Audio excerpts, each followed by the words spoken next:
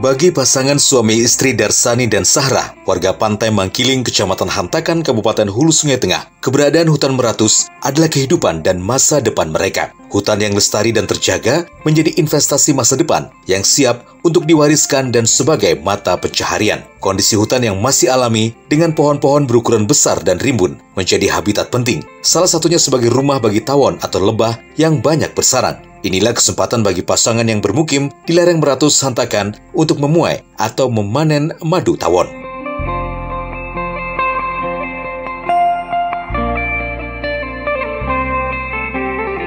Langkah pertama adalah dengan menyalakan api tepat di bawah pohon yang menjadi sarang tawon. Api yang membesar ditutupi pokok pohon bambu agar mengeluarkan asap. Semakin tebal asap yang dihasilkan dari pembakaran, maka semakin ampuh untuk mengusir tawon agar tidak menyengat saat sarangnya terganggu.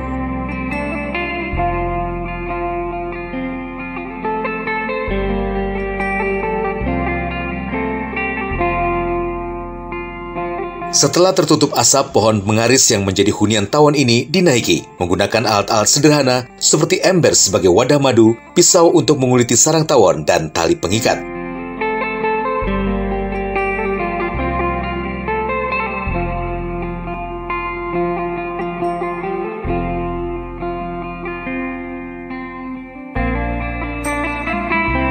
Hanya perlu waktu 5 menit, pohon sarang tawon berhasil dinaiki. Pokok sarang yang berisi madu alami ini langsung dibuat dalam ember sebelum dibersihkan. Dalam sekali panen untuk satu sarang lebah, warga Meratus biasanya mampu mengumpulkan 15 hingga 25 liter madu asli, tergantung dari besar kecilnya pohon yang menjadi sarang lebah.